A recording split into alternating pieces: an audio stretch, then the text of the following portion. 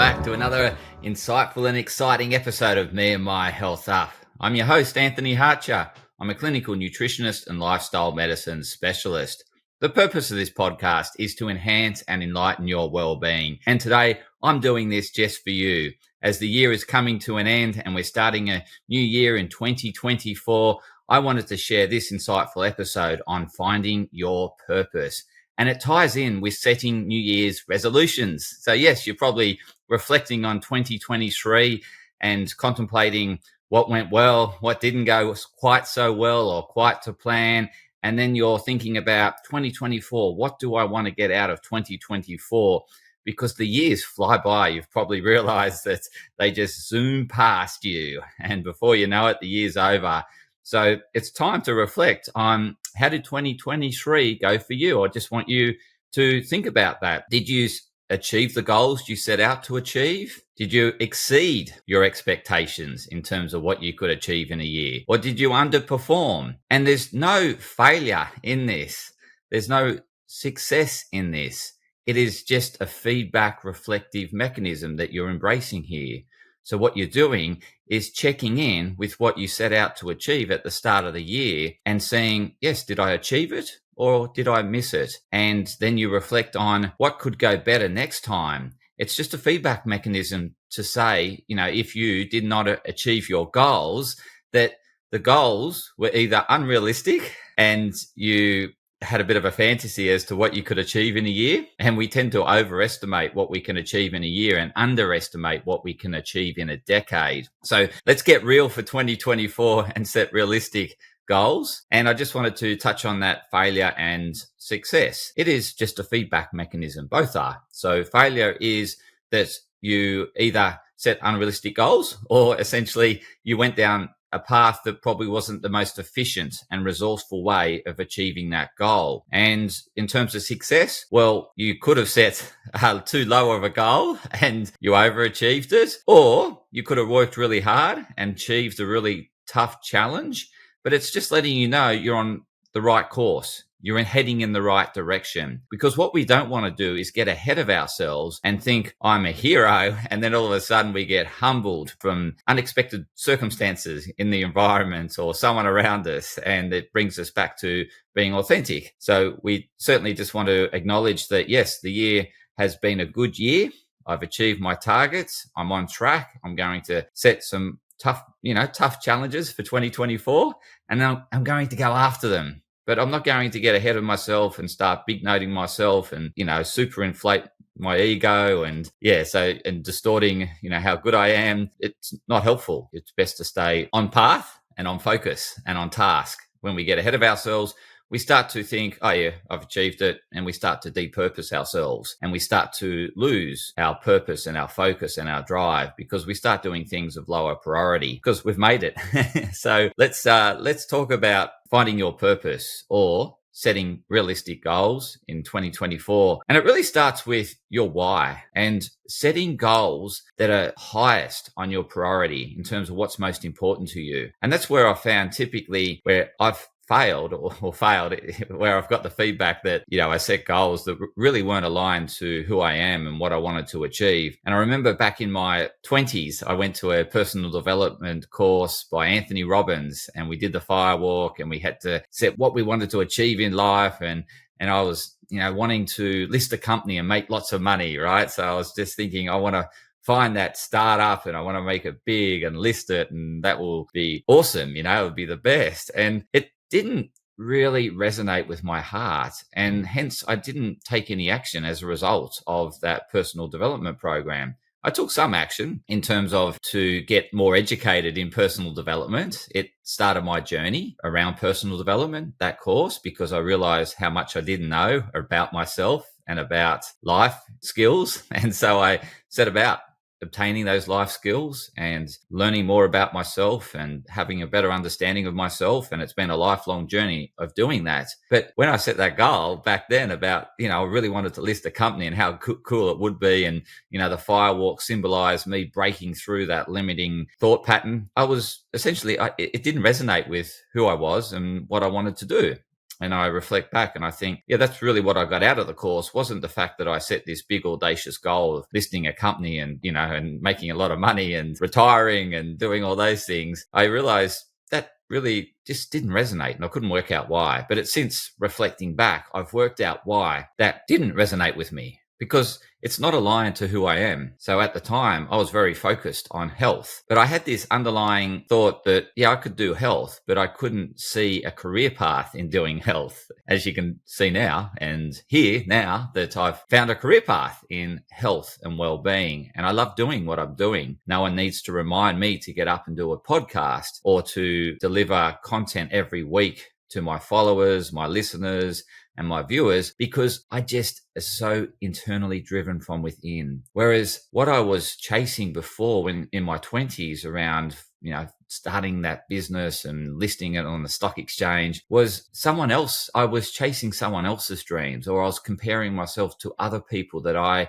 perceived to be successful. And yes, they were successful in terms of what they valued most. They were doing what they valued most. But I was trying to be them, and I wasn't being myself. So hence why it didn't resonate with my heart. And it was when I really connected with my heart that I found my true purpose. So this gets back to my story, and I want to go way back. I want to go way back when I was a tiny little kid, because it really starts back when I was a tiny little kid and I was sick. I was really sick. I had these chronic ear infections, had that glue ear, and I loved water and I loved playing in water with my friends. However, I hated the consequences of getting an earache because I was playing in water. So I had a fear of water, yet I loved water, but I hated being sick from being in the water and getting ear infections. And so I had this chronic problem where I'd constantly have ear infections and have this pain all night where I couldn't sleep, and I had this gooey stuff oozing out of my ear all the time is what I can remember. And I just didn't enjoy it. And then I went to doctors, specialists, ended up in hospital twice, had 2 operations. Yes, it sort of ended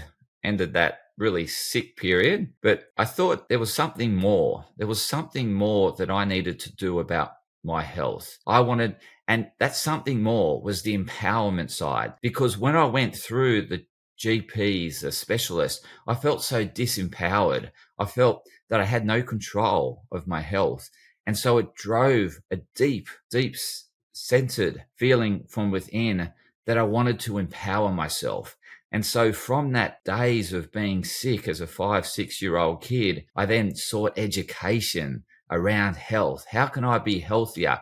I was looking up diets in primary school. I was researching books on how to do fitness. Like I remember reading Arnold Schwarzenegger's book. I remember reading the rugby league player's book, Wayne Pearce, on nutrition. And I was reading all these books at a very early age because I sought that empowerment. I wanted to take health in my hands, but I had no inclination that this was my highest priority. I just did it, right? It was just automatic. It was sort of subconsciously. And then I was encouraged by my parents to follow a very traditional career path, get educated, get tertiary education, and be a good corporate worker.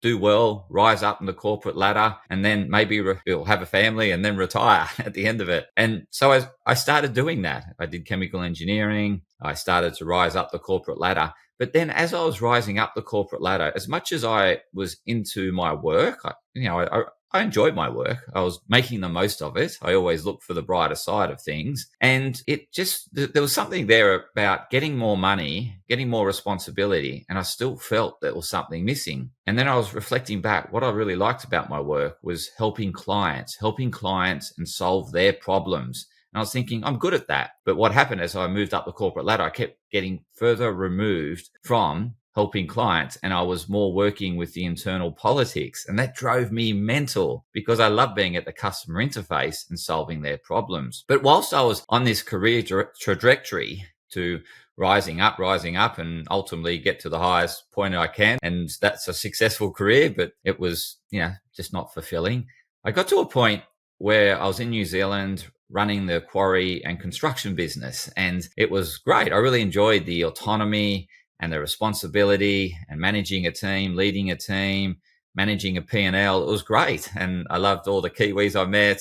Scott, one of the listeners, He's a Kiwi, and I met him in New Zealand as a result of doing this job. And what happened when I was in New Zealand, I was talking to someone, and I was talking about health, and they said, "Oh, you should see Damian Christoph. He's an awesome naturopath." And I was thinking, it was Justine Lamb I was talking to, and she was studying at the same university as Damian, and she saw Damian and got some help from Damian, and it was really helped her. And I was talking about my health challenges, and she said, "See Damian." And I thought, okay, I'll go and see Damian, but hey, what does a naturopath do? I got no idea what a naturopath does. And they said like a natural sort of doctor. And I thought, oh yeah, that resonates with me, into natural ways and healing myself and educating myself. And I thought, okay, naturopath, yeah, I'll go and see Damian. And so I went along, I saw Damian, and we spent just the consultation, him educating me on how I could improve what I was doing. And I thought, wow, this is really empowering. This is a practitioner that's empowering me, as opposed to me walking away feeling disempowered. He was educating me and empowering me. And I really resonated with Damian. So I kept seeing Damian for some help. And it was more about optimizing my health, as opposed to, yeah, I was sick, I needed help. It was more, I just wanted this optimization of my health. And Damian helped me greatly. He educated me and inspired me. I went to his seminars, The Power of Food, and I thought, wow, this is great. Getting educated, learning more about food. And it was sort of at that point, I thought, yeah, I could see myself doing this. But I really didn't do anything about it at the time. And it was until years later, I was back in Australia, doing a different job, a different role, and with my wife, Adriana. And we weren't married back then. We were dating, and we went along to a chiropractic seminar. So we're seeing a chiropractor now in Australia, and they had this seminar. And Damian, guess who the speaker was? It was Damian. Damian was the star speaker, and he was speaking in this big auditorium. And I thought, I'm going to go along. Love to see Damian again. I really wanted to see Damian again. I've heard The Power of Food talk. And then he got up on stage and made us all laugh, and it was very engaging and inspiring. And I thought, wow, that's really impactful. And then I thought, yeah, I can really see. I wasn't ready to do it then and then, because I wasn't a public speaker. I didn't like doing public speaking. I was too nervous and anxious. And he was so natural and gifted and talented. And I was thinking, yeah, I've got a long way to go, and I don't know if I ever will get there. But he sparked my interest again in natural health and empowering others and educating others and helping solve their health problems. And so I caught up with Damian, and Damian had a chat with Damian, a follow-up chat. Remember, I was traveling for work. It was 4 a.m. in Perth. It was 6 a.m. in Melbourne. And he said, this is the only time I have free to talk to anyone because I'm so busy. And I, acknowledged that and respected that. So I did. I got up at 4 a.m. in the morning and was talking to Damian at 4 a.m. in the morning Perth time. And he was telling me about naturopathy and where I should study and the best colleges, and said to me, "You sure you don't want to study chiropractic care?" And at the time, I was just really focused on naturopathy because that's how I connected with him. It's funny now that I'm starting to think I can see why he was encouraging me to do chiropractic care back then, but only now. And that's probably, what is that? That'd be close to 15 years ago. So, wow, 15 years. So I didn't follow Damian's advice, and I looked up the natural health clinic, but it wasn't open in New South Wales. There's only colleges in Queensland and Victoria. And back then there was no online learning. It was all face-to-face learning back in the heyday before the whole world turned online because of COVID. So I had to wait for the college to open here in Sydney. And I did that. I got connected with them. They said, yes, we're opening up. We're just waiting for our approvals. And I actually started day zero with the college that opened here in New South Wales, Endeavour College. And I did 8 years with them. I had no intention to do 8 years. I started studying naturopathy, did about 3 years of naturopathy, switched to nutrition.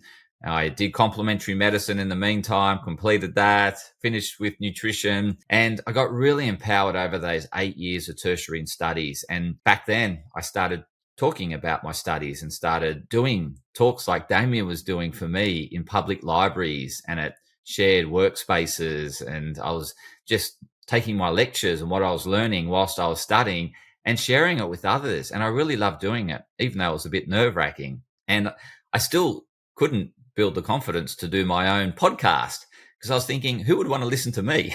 Okay, I had that imposter syndrome. Anyway, so I just getting back to finding your purpose. I've been on a bit of a tangent, but I think you can see something here. There was an underlying drive from within me to spontaneously do health. I don't know if that's a word, but I've just made it up if it isn't. And I was just doing it. I was doing health. And I wasn't really conscious of it, that it was my highest value at the time. And it's only now that I can see that health is a really, really high value for me. And helping others is a really, really high value for me. And my family's a really, really high value for me. And so these three values is what I live by each day.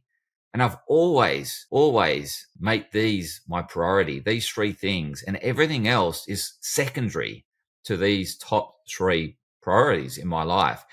And so I think what I'm going to take you through now is a little exercise to help you find your priorities. What are you subconsciously doing all the time that you are undervaluing and comparing yourself to others and admiring their success and not acknowledging your success in the area that you value most? Because that is the area that you'll always see success and find success, is that area you value most.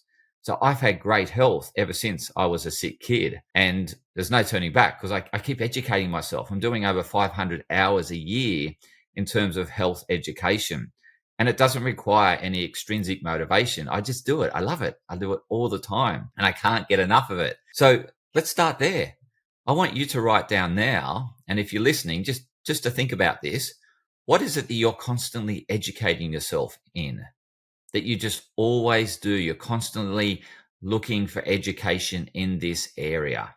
What is that area? And no doubt that you're invested in health. Otherwise, you wouldn't be listening to this podcast, because this podcast isn't entertaining. As much as I'd love to be an entertainer and attract more followers, it's educational. And so you value health education. That's a value of yours if you're listening to this podcast. So that's a high value, is health and empowerment and education, because that's what I do for you.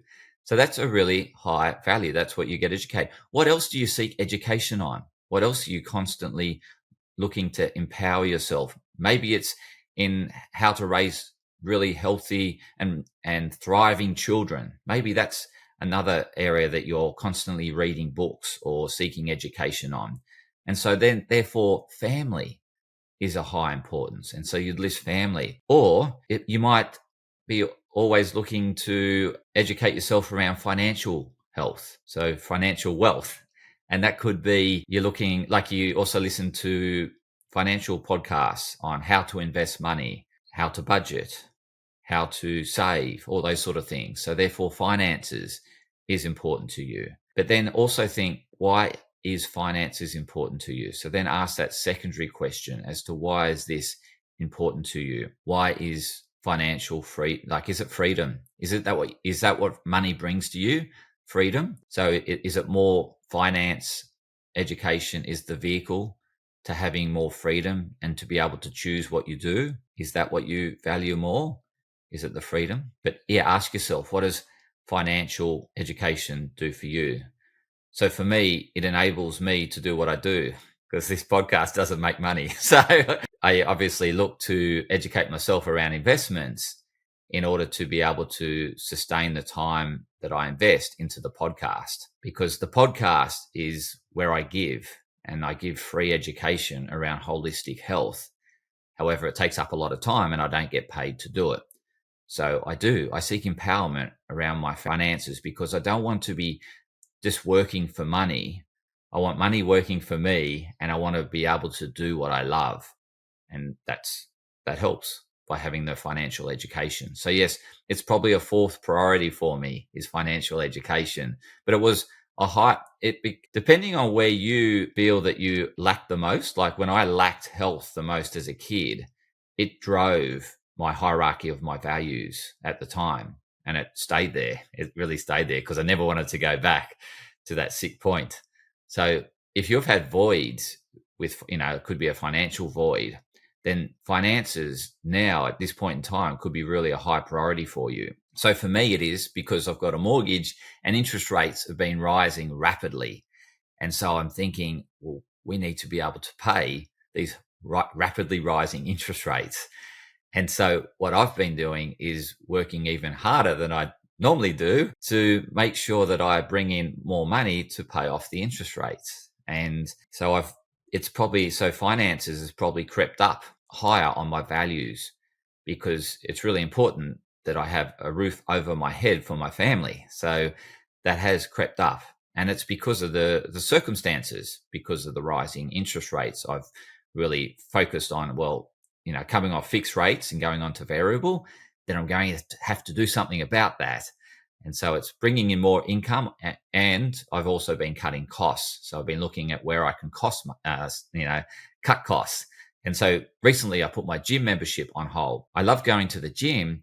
However, because it's summer, I'm going to do more outdoor training. So I thought, okay, I can save money there. So I've put my gym membership on hold and I'm going to do more ocean swimming, more resistance training in parks, keep my karate going. And so I'm still going to exercise, but I'm going to do it more outdoors and do different forms of exercise. And that's going to save some money, not paying the monthly gym membership. So that's one area, education. So what education are you constantly seeking? How do you spend your time? That's how, what do you just subconsciously just do every day that no one needs to remind you to do it? Or they don't need to pay you. You just do it. It's something that you are intrinsically motivated within to do. And I know for Scott, the listener, it's exercise. He's intrinsically motivated to do exercise. He doesn't go a single day of his life without exercise because exercise and health are a top priority for Scott. And that's how I met Scott, was through exercise. We bumped into each other in the ocean in Auckland, in the harbour actually, Auckland Harbour, swimming. And that's how we met. And we've maintained that relationship. And yeah, Scott's a fantastic fan of the podcast, and just shouting out to you now, Scotty. Love having you as a listener, and I value your constant feedback on the podcast. So thank you, Scotty. So what is it that you do every day in terms of spending your time, or could be a number of things that no one needs to remind you to do? Like, what is it, if something happened, you drop everything for that? For example, I know people at work, if the kid's unsick, then they're going to drop all the work meetings and then they'll go and support their kid because their family or their children are a higher priority than their work. Some people, on the other hand, will delegate that, saying, oh, can you go and pick up my son? He's sick, or my daughter, they're sick, and take them home or take them to the doctor. And some people will delegate it because it's a lower priority. And the higher priority is their work.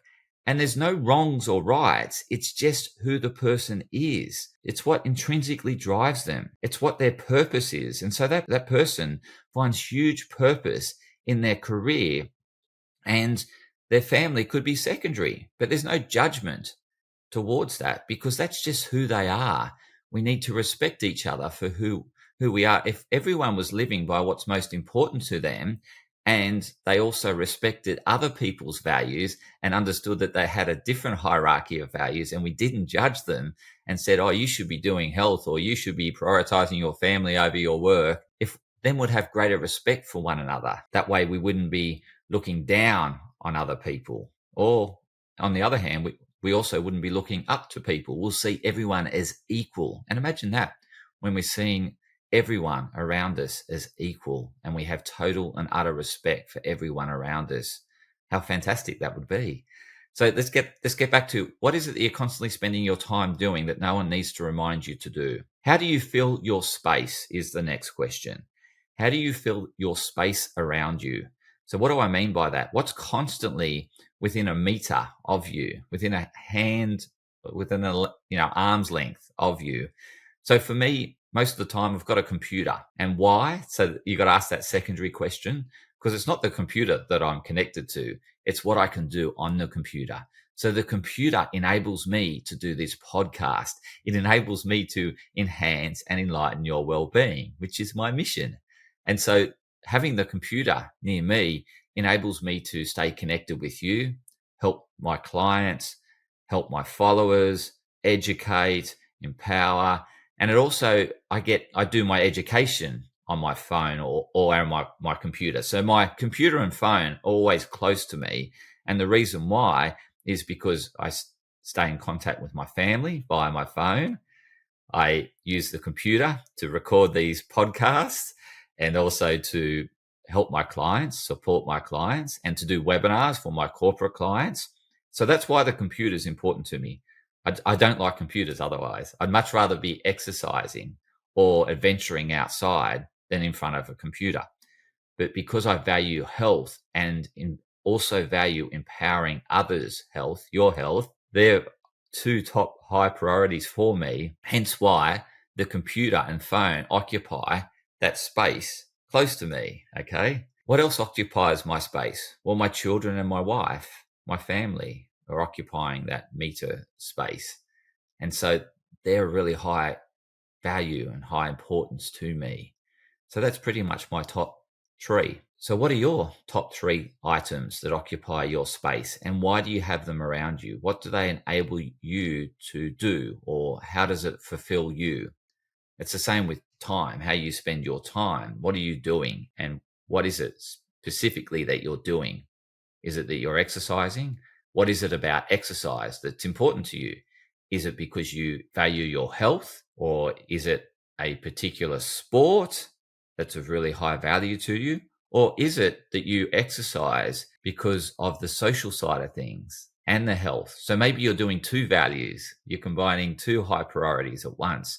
Socially and healthily, you're doing the exercise. That's why you're doing it. So that's how you spend your space, or how you fill your space. Not you spend your time, but fill your space. Now it's looking at, what are you constantly thinking about? What occupies your mind? I know for my wife, Adriana, her mind is constantly occupied by her family and her friends. That's the highest. And food, of course. There are top three highest values: food, family, and friends. I don't really know the order, depending on whether she's hungry or not. So food will certainly go to number one if she's hungry. Otherwise, probably family and friends. So what are you constantly thinking of? So for me, I'm constantly thinking about my education, doing more education, understanding what I'm learning, being able to then disseminate that to you. How do I share that with you? Or who do I interview to help disseminate that information to empower you? I'm also thinking about my own health. I'm thinking about my family's health, thinking about my clients' health, of course. So these are the things that I'm constantly thinking about. What do you think about and internalize a lot? But you can also see, this is part of your vision too. It's what you visualize internally as well. So this manifests into your vision as to what you want. What do you see as your desire, or your, not desire, but your, I guess, your goals? What are your goals that you internalize? But the important thing here is that you also see them, you see evidence of them actually coming true. So it's not a fantasy. A fantasy is something we wish, but we don't see any evidence in reality that we're actually getting anywhere close to that fantasy. Whereas a real goal or a real internal vision is, you see evidence of you getting closer there. So for me, with enhancing, enlightening the well-being of others, how do I know I'm getting closer there? The KPIs I look at is my listeners, my viewers on my YouTube channel, social media following, the amount of engagement in these areas as well. Are people engaging with the content that I'm sharing? My Patreon platform, are they engaging in that content? And so for me, and are they listening? How much do they listen to? And so these are the important metrics for me, because I want to empower and enlighten your well-being. That's my mission statement. That's what drives me every day. So I'm looking at ways in which I can constantly see that I'm adding value in that area, in that metrics. I'm also doing more interviews on other podcast channels, because that also helps me achieve my mission, which is enlightening the well-being of others. And so I've been doing that through getting on and interviewing as guests on other people's podcasts. So if you listen to another podcast and it's health related, and you think, oh, Anthony would be a fantastic guest on that, please reach out to me and connect me with that podcast host, I would love to be connected, or even just say, have you thought about being a guest on this podcast? And I will reach out and see if I can get as a guest or become a guest on their podcast, because I really want to keep these metrics ticking over in terms of enhancing and enlightening the well-being of others. So what is it that you visualize internally that you constantly see that metrics, like for Scotty around his exercise, he measures himself on his times, his performance, and his mastery of whatever he's doing around his exercise. And so that's how he can tell that he's improving, and that he's constantly getting better in that area. And he visualizes a certain way in which he wants to perform. And so am I tracking towards that? So what is it that you visualize internally that you can see coming true in reality, that you can see you're making progress towards? What is it that you extrinsically talk about constantly? So for me, I'm constantly talking about health, aren't I? On these episodes, I go on and rant for ages, right? Because I love talking about health. The time just stands still for me. I don't feel like that I'm talking for a long time until I look at the clock and think, oh, wow, I don't know if you'd be listening anymore. So, but what is it where time stands still for you, where it doesn't feel like it's moving? You're so in the moment, and then you realize it is, but that time went so quickly. But it's because you're so present. So that gives you that sense. What are you doing? Like for Scotty, it's probably exercising. Doesn't even know he's exercising, or he's done 3 hours or 4 hours of exercise because he loves riding. He loves bike riding. He could bike ride for days and no effort. It's just, he gets in his zone. It's really helps bring presence to him, and he's doing what he loves, and he's seeing new things and adventuring. And so what is it that you do that gets you very present and centered? Because that is important to you. Because we get we only get distracted in the areas that are low priority for us. So wherever you get distracted, that's a reminder to you that it's a low priority, and you need to get back to high priority. You need to get back to what gets you present. So this gets me present. This is a high priority. I'm very present when I'm doing this.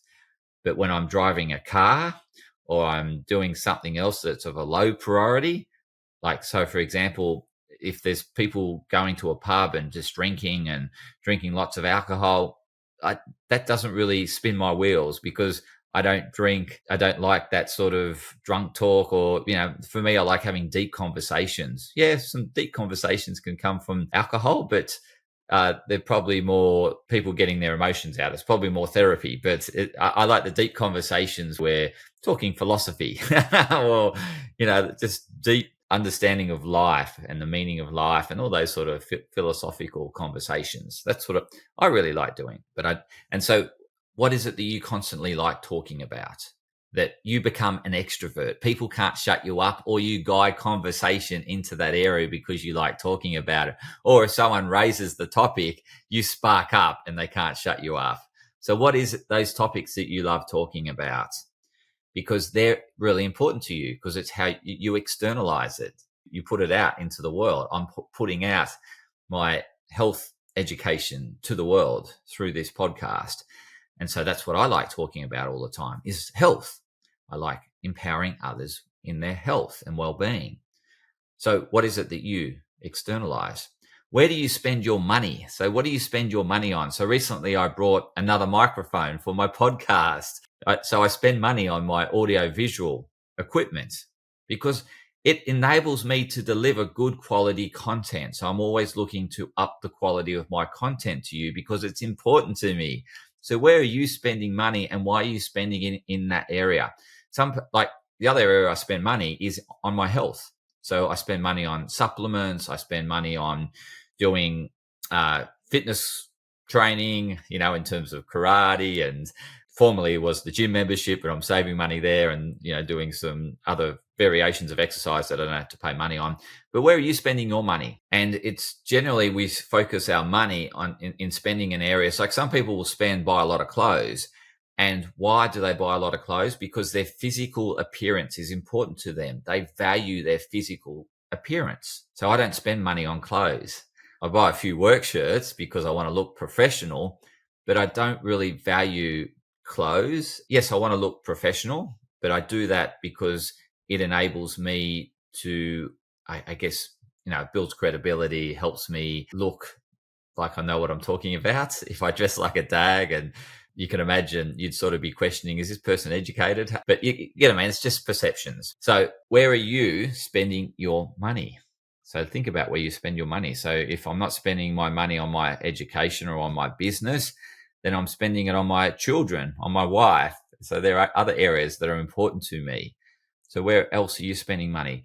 On the money that I save, I invest that money because financial freedom is important to me, because it enables me to do more of this. So that's why financial freedom is important to me. That's why I'm constantly investing the money I save so that money can work for me. So where are you spending your money? So that will also help you determine what's important to you. So let's recap in terms of where you're getting educated, where you keep seeking constant education. How are you filling your space? What's around you within a meter, and why is that within a meter? How do you fill your time? What do you spend your time doing that no one needs to remind you to do that? What are you internalizing in terms of what are you constantly thinking about, and what is it that you visualize internally that you can see coming true in reality? What is it that you like talking about, externalizing, in terms of what conversations do you like getting engaged in? What is it that you like talking about? Where do you like spending your money? What things do you spend your money on? Because we spend our money on things that are important on things that we value, because subconsciously we do that. I don't spend my money on things that aren't of high value to me. So I don't value clothing other than for business, right? So I spend very little on casual clothing. It's probably why when I'm casually dressed, I look like a dag. So where are you spending your money? Because on these areas, it's important to you. Okay. So start then. What is common across all those areas that you looked at? What is common? What is popping up all the time across those areas? And then you want to look at those areas that keep popping up. What's high priority for you? They are the areas that are really important to you. And so then what you want to do is set goals in those areas of priority. So I only set goals around my business, and it's all about me fulfilling my mission statement. How can I serve more people and empower them in their health and help them achieve their health goals? So that's one area I set goals in. The other area I set goals in is my own health. How can I improve my own health? So I'm looking at, how do I improve my sleep? How do I improve my nutrition? How do I improve my emotional health? How do I improve my mental health? How do I improve all areas of health and well-being? Because that's the other area I value. How do I, connect, build my connection with my family? How can I better facilitate that connection? And obviously, to facilitate that connection, I need to understand their values and help them achieve what's most important to them, because then that's the greatest asset I can be to others, is when I'm helping them fulfill what's most important to them.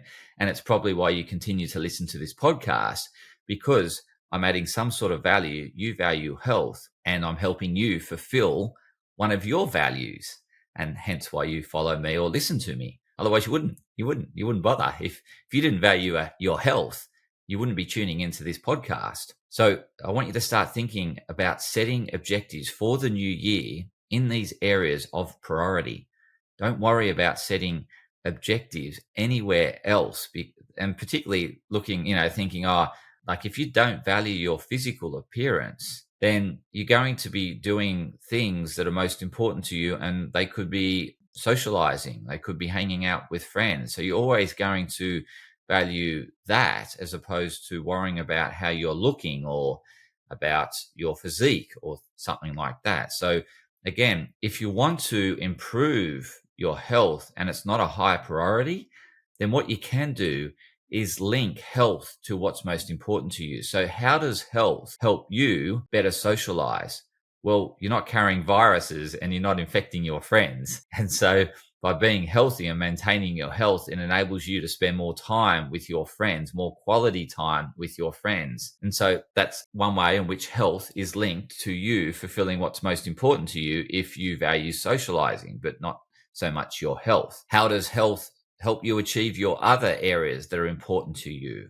So if you're consider yourself a strong, like parenting is a high value to you, being a good parent, then how does health help you be the best parent? Well, if you're in your best state of health, then you can better care for your children. You can better guide and lead your children. And so how else does health help you fulfill that area of parenting? And then what you'll find is that you can see how health helps fulfill your highest values.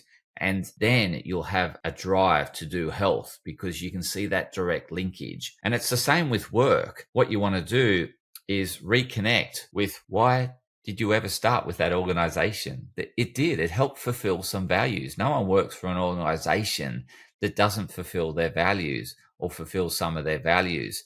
So think back as to what is it about your organization that you work for? How does it help you fulfill a value of yours? So, for example, you might be in a role that requires a lot of travel and you love traveling. Travel's a high value to you. So work helps facilitate that aspect of travel and it saves you money. It doesn't come at a cost to you. Your company's paying for your travel. So, you can start seeing these linkages and start looking for more linkages as to how the work you're doing and the specific tasks you're doing for that organization is helping you fulfill what's most important to you around your priorities. And the more linkages you can find, the more you'll spontaneously do work and not have the Monday morning blues, the Wednesday hump days, and the thank God it's Fridays sort of thinking. So you can get more connected with your work through linking it to what's highest on your values and how it helps.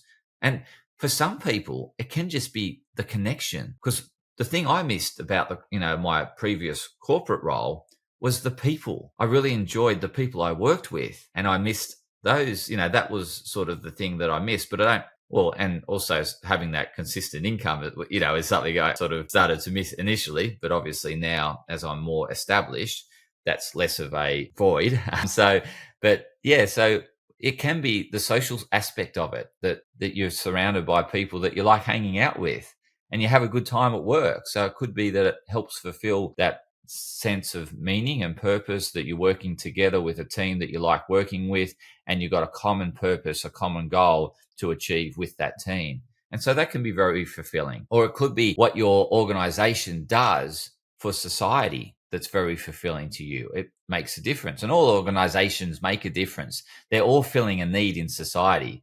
So they're all of value to someone in society. Otherwise, they wouldn't exist. They wouldn't be in business. The only way you can be in business is if you're filling someone else's needs. And so they're fulfilling their customer needs, no matter what business it is. So I want you to just to have that reflection and then to really set goals in the areas that are most important to you, because that is where you'll continually get the feedback that you're on track and that you feel that you're achieving some level of success. That because you're constantly getting this feedback is that you're making progress towards it.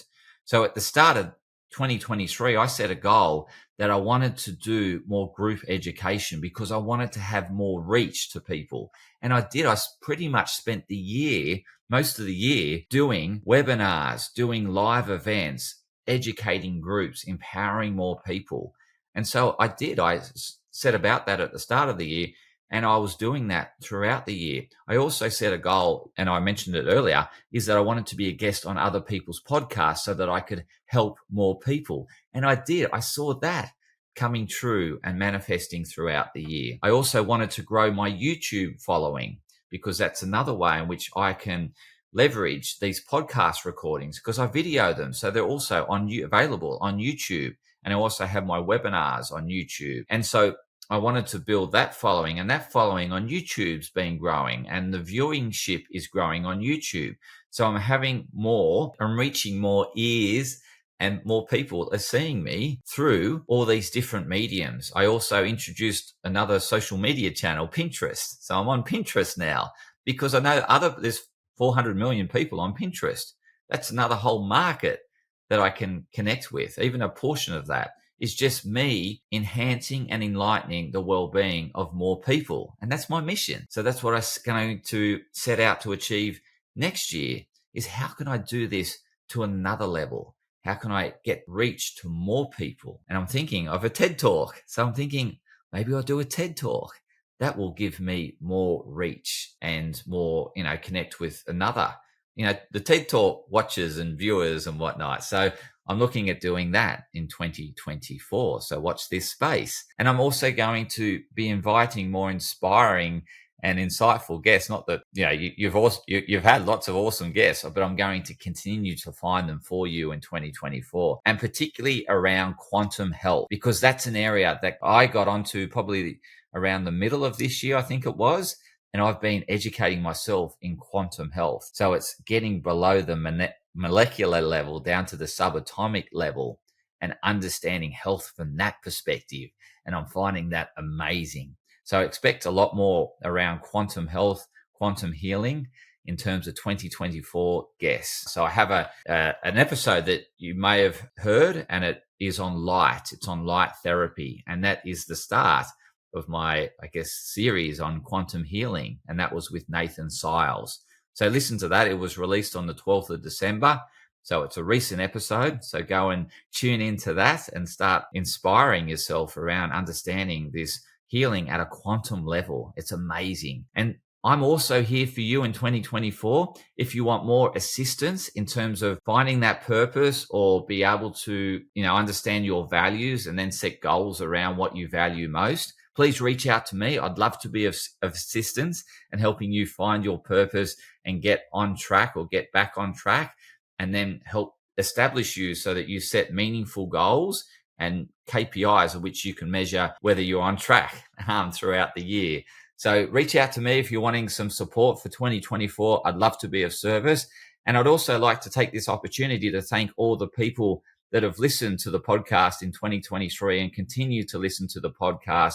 I really appreciate every listener, all your ears and eyes on this episode. I really appreciate in putting your health first is probably the most important thing to me, but also the feedback you give me and the inspiration you give me through providing that feedback. So thank you for all the listeners and viewers. And I'd also love to thank my support team. It's an amazing team from Yuga Rhythm. Yuga Rhythm do all my podcast editing, my social media. They do a fantastic job. So I'd like to thank all the team. I'd like to thank Novi, my VA. She is doing an amazing job in terms of making sure that these episodes published every week and keeping the team on task. She's incredible assistance. She's also doing some amazing social media work and assistance there. So thank you, Novi. I'd also like to thank the editors.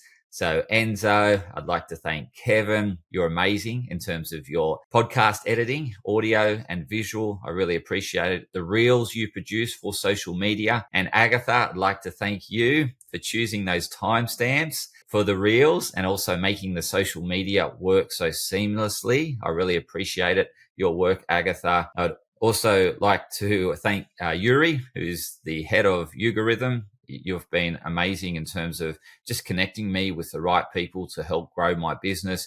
And so this has also enabled me to focus on my higher priorities so that every day for me is fulfilling.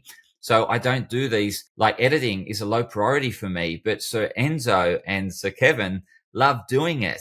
And it inspires them. So they love doing the podcast editing. I love doing the talking and the education. So this is how you can really make your dreams work, by focusing on your priorities and delegating everything else to people that love doing the things that you don't like doing. So that's another tip for 2024. And I actually embraced that tip myself. In 2022, I think I really started to embrace that. And I saw the success of embracing that in 2023 because I was focusing on my higher priorities and delegating lower priorities to the people that love doing those lower priorities. And that is very fulfilling because you stay on priority. You do what's most fulfilling to you, delegate everything else, and you're only doing things that inspire you. All the tasks inspire you. And so you have very fulfilling days by living by priority and delegating everything else that's a low priority. So do that. I suggest you do that in 2024. Start doing it.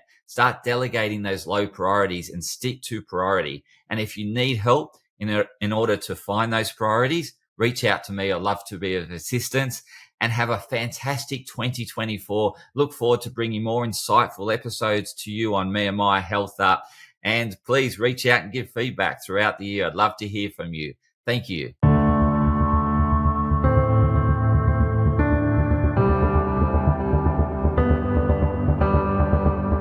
Podcast disclaimer. This podcast and any information, advice, opinions, or statements within it do not constitute medical, healthcare, or professional advice and are provided for general information purposes only. All care is taken in the preparation of the information in this podcast. Connected Wellness Proprietary Limited, operating under the brand Me and My Health Up, does not make any representations or give any warranties about its accuracy, reliability, completeness, or suitability for any particular purpose. This podcast and any information, advice, opinions, or statements within it are not to be used as a substitute for professional, medical, psychological, psychiatric, or any other mental health care or healthcare in general. Me and My Health Up recommends you seek the advice of a doctor or qualified health provider with any questions you may have regarding a medical condition. Inform your doctor of any changes that you may to your lifestyle and discuss these with your doctor. Do not disregard medical advice or delay visiting a medical professional because of something you hear in this podcast. This podcast has been carefully prepared on the basis of current information. Changes in circumstances after publication may affect the accuracy of this information. To the maximum extent permitted by the law, Me and My Health Up disclaims any such representations or warranties to the completeness, accuracy, merchantability, or fitness for purpose of this podcast and will not be liable for any expenses, losses, damages incurred, indirect or consequential damages or costs that may be incurred as a result of the information being inaccurate or incomplete in any way and for any reason. No part of this podcast can be reproduced, redistributed, published, copied, or duplicated in a form without prior permission of Me and My Health Up.